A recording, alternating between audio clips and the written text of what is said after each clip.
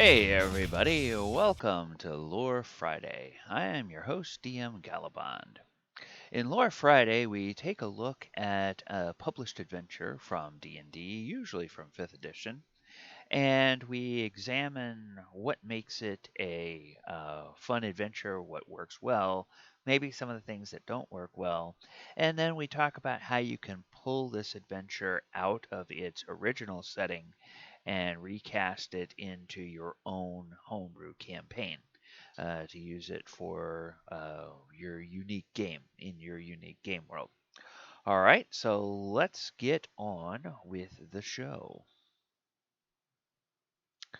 Alrighty, here we'll just there we go. And today we are going to be looking at Mission to Thay. This comes out of the 2014 adventure for 5th edition called Rise of Tiamat, which is part of the Tyranny of Dragons campaign. Uh, this is chapter 16. This is pretty near the end of the adventure, and the in terms of the tier, this is right towards the top of tier 3. It's late tier 3, level 12, level 13, somewhere around in that range, because it's just before your party is going to go and have the final showdown at the Well of Dragons, where the Cult of the Dragon is actually trying to corporeally raise Tiamat from the Nine Hells into the natural world. The theme of this is very much a diplomatic mission. Now, the way this adventure is written, your adventurers are uh, presumed to be, if not good aligned, then they're at least working for the employment of some of the non-evil city-states along the Sword Coast, consortium of humans, dwarves, elves, um, civilizations, Waterdeep, Neverwinter, all of these other types of groups, and the metallic dragons. So definitely the good aligned dragons. And you're in opposition to a evil cult, the cult of the dragon, which obviously worships Tiamat. Now, your mission here is a diplomatic one to the Red Wizards of Thay.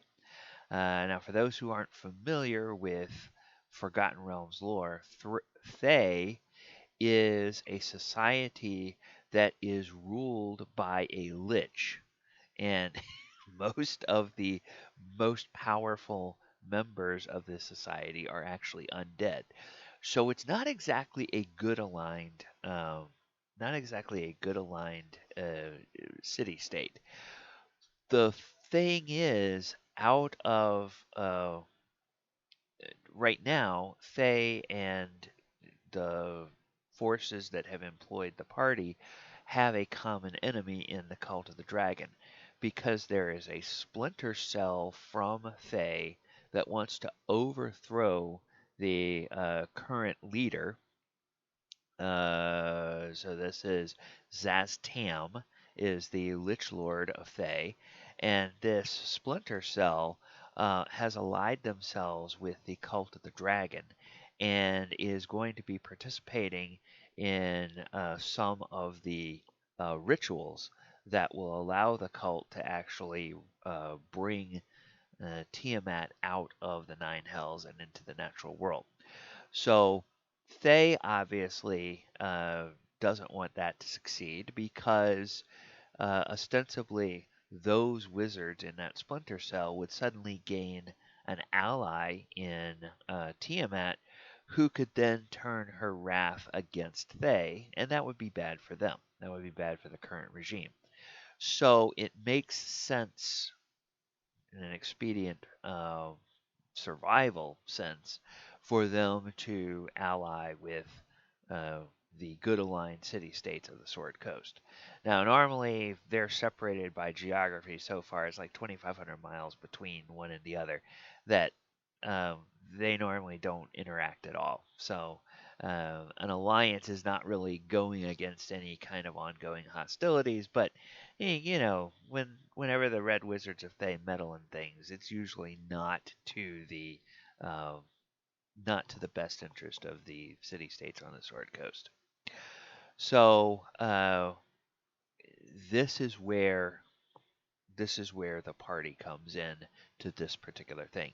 Uh, like with a lot of the things in this story, all of the power brokers within the NPCs can't get along and can't reach a consensus among themselves. So the party is often called on as being the intermediary or being the representative of this alliance to go and deal with other entities outside because, if you send the representative from Neverwinter, well, Waterdeep's worried that maybe they're going to be looking after Neverwinter's interest and not the Sword Coast. Or Baldur's Gate would worry that the Waterdeep envoy would not be paying as much attention as they should to the needs of Baldur's Gate. So it's all that kind of nonsense. Um, but it works well in the story. It's a good political excuse to have the party be the ones to go on these adventures. Uh, so it talks a little bit about how Thay is a isolated and arid windswept plateau, 2,500 miles east of Waterdeep. Dark skies constantly clouded by volcanic ash. So it really feels like a very alien and inhospitable place. And there's you know, dark politics, rampant paranoia, police state mentality, and necromancers at the top of the social order. So clearly, very different from what you find in the Sword Coast city states. And talks a little bit about how the party gets a briefing from the Harpers on what they expect and what they want to do. And then there's this Nye Ilmich. I'm not sure if I'm pronouncing that right, but that's what I'm going with. Nye Ilmich is the representative from Thay that has been sent to the Sword Coast to entreat with the politicians there, and she is going to teleport them to Netherwatch Keep. Uh, so what happens is they get there, and then they get uh, assigned to nice, luxurious individual rooms. They're very safe in the keep. They're treated like honored diplomats. There's not going to be there's not anything written into the story here about them trying to betray or double cross the party or anything like that. And the representative from Thay is this Ezeldra Yef, who is a vampire, and she meets with them in an audience chamber, and she has uh, this little proposal, uh, and if the if they can come to an agreement, Nye Ilmich will return to you to Waterdeep and serve as our liaison on the council. And it's like this is, and then it says, what you learn of the enemy she will relay to us by means of our own. You need only find the enemy, we will deal with them as is our custom. So, in other words, if they can come to an agreement, the Red Wizards of Thay will be monitoring what's going on, and when it's time to intervene with the Splinter Wizards of Thay, the Thayans will take care of wizards fighting wizards. So, all right. So that's a nice thing for the party because previously in the adventure they had a chance to talk with metallic dragons, and of course the cult has been summoning a lot of the chromatic dragons.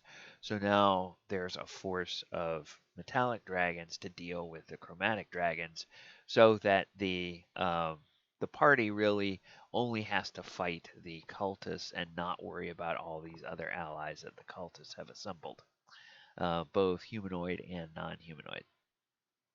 So they there's a little bit of role play here, and during the audience,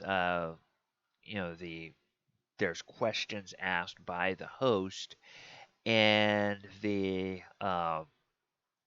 characters need to make a DC 20 charisma persuasion check. And then there's following modifiers apply to the check, and that's basically based on who your audience is with. So you get a +6 bonus if you're an arcane spellcaster, uh, a deity associated with death, you have a +4 bonus. Clerics and paladins of good aligned deities get a -6 penalty. So it's possible that some of these things could cancel each other out.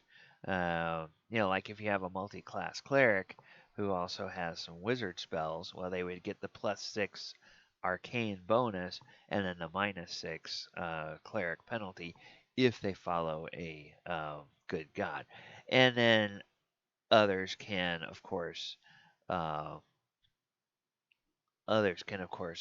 stack bonuses on top of each other. So if you have a wizard who venerates a uh, even like a neutral deity associated with death, well, they could get a +10 bonus on their roll. The +6 in the arcane and the +4 there. And then all of these, and then here's another one. Another way they could stack against the party. A cleric of good aligned deity gets a -6 penalty. Characters wearing visible signs of worshiping a good aligned deity take a -4 penalty. And then if you fail to use her title, you get a -4 penalty.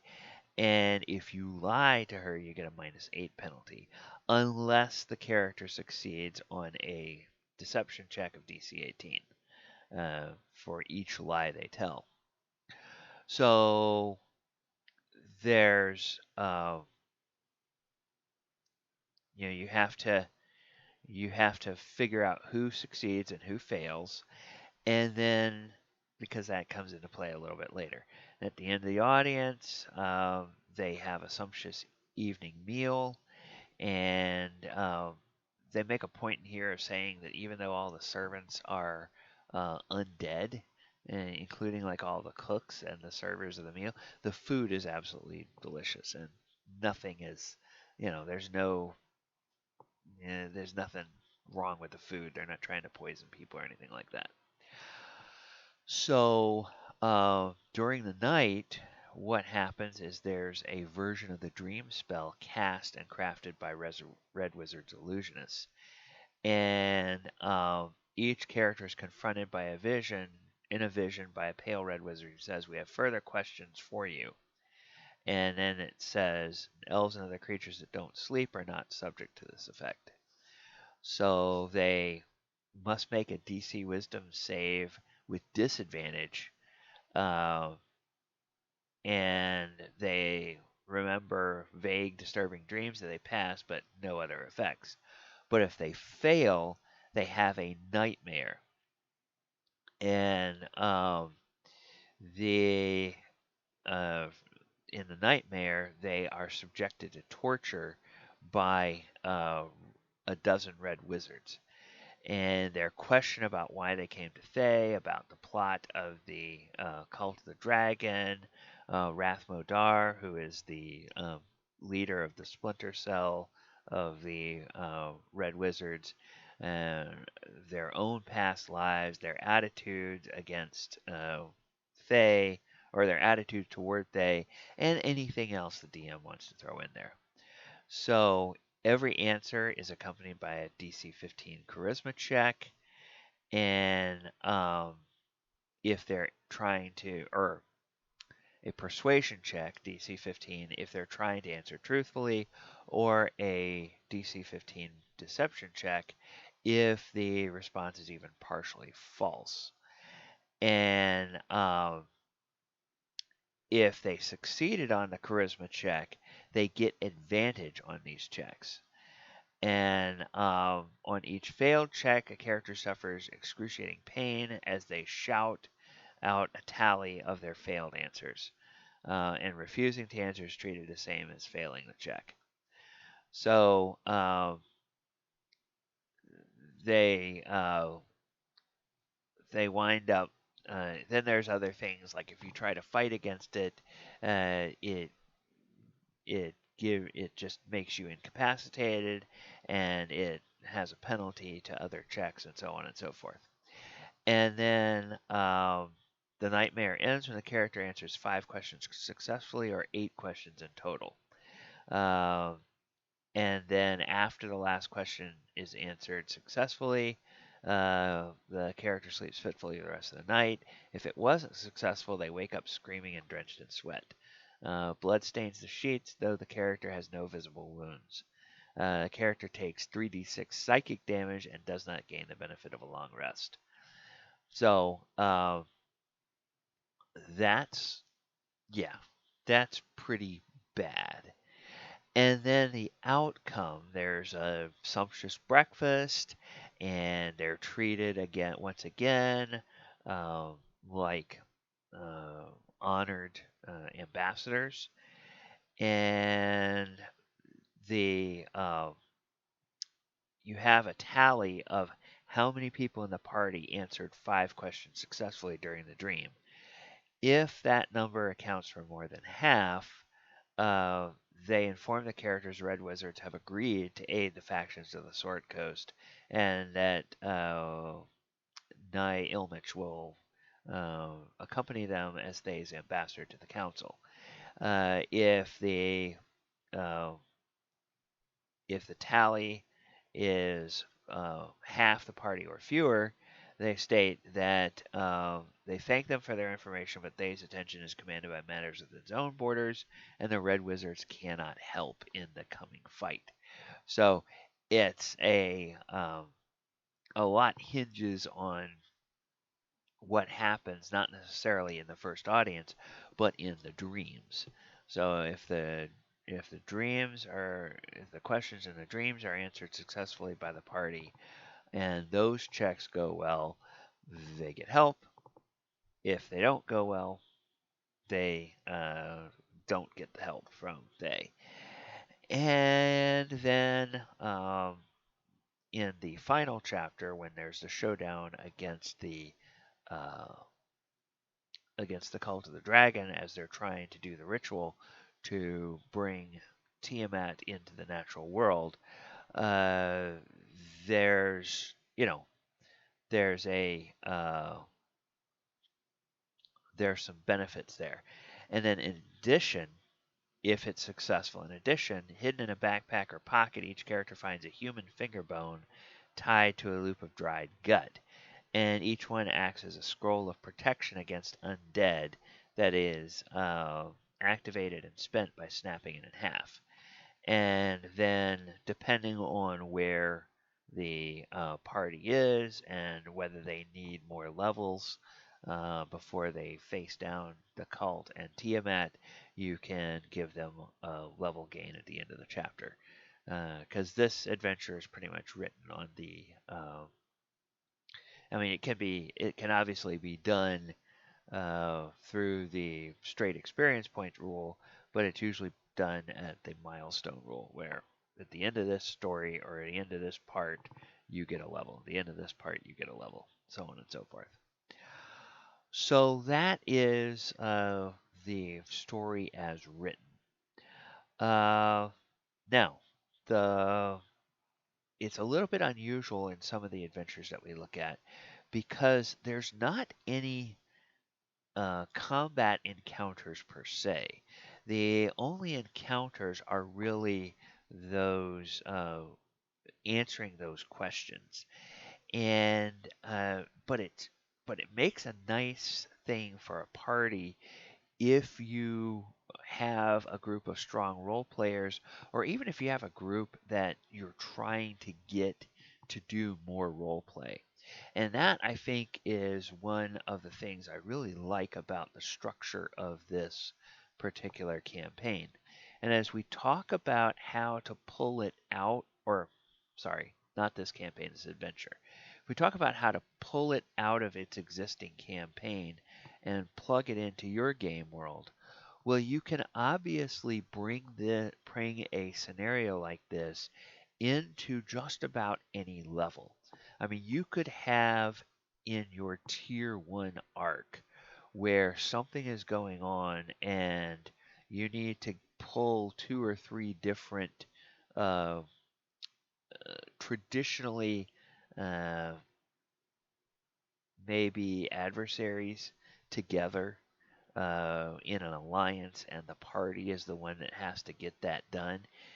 Maybe if there's a low level version in your campaign world of the Wizards of Thay, you could go to them and you could have the envoy, and then there could be a dream sequence like this, and their participation in whatever your capstone tier 1 big battle is going to be might be dependent on how they did uh, interacting with those folks, and how they responded to those questions in the dreams and whatnot.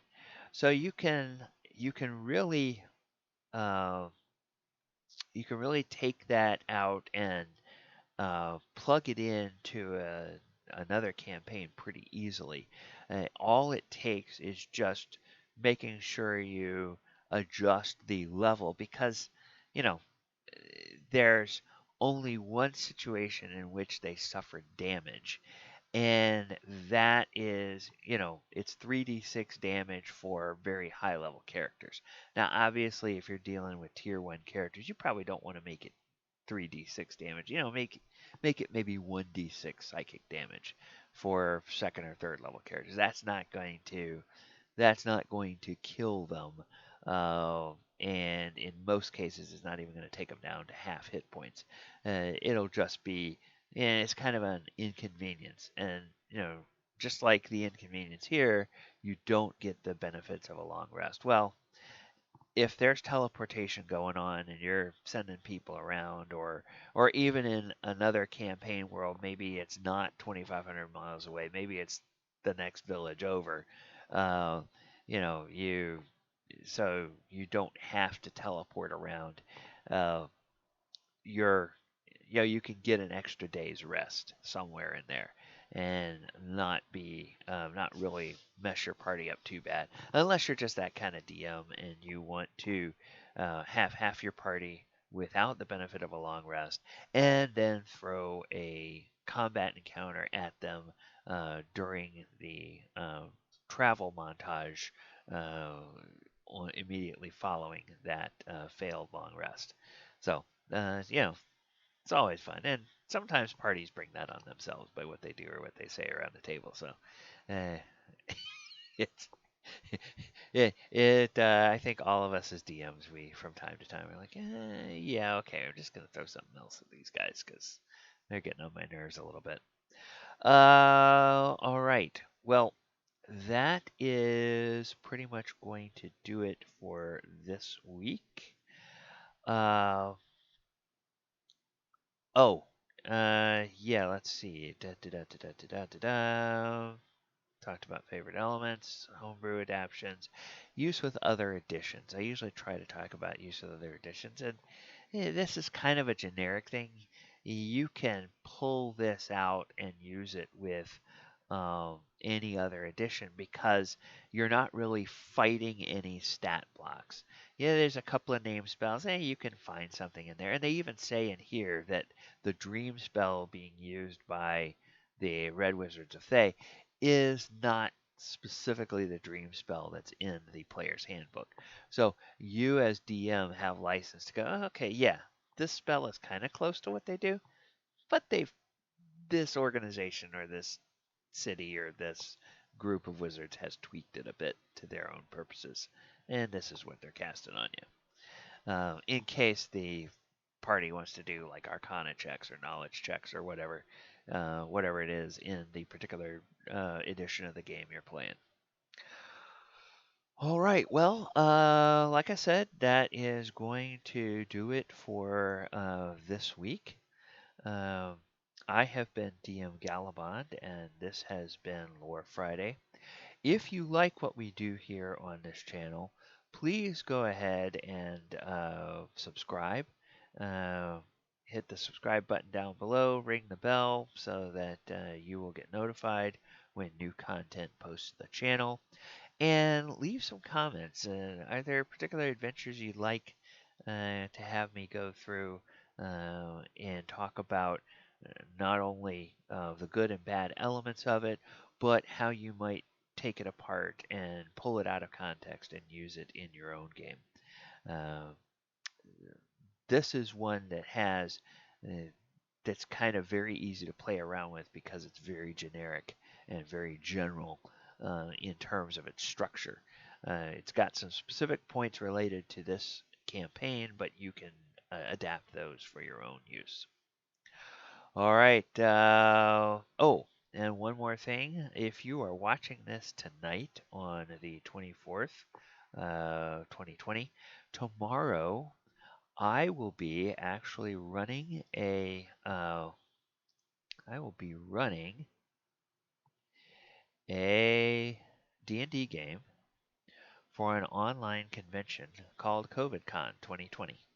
My game will start at 3 p.m. Eastern Time and is designed to run until 7 p.m. Eastern Time. It's a 4-hour one shot and should be a lot of fun.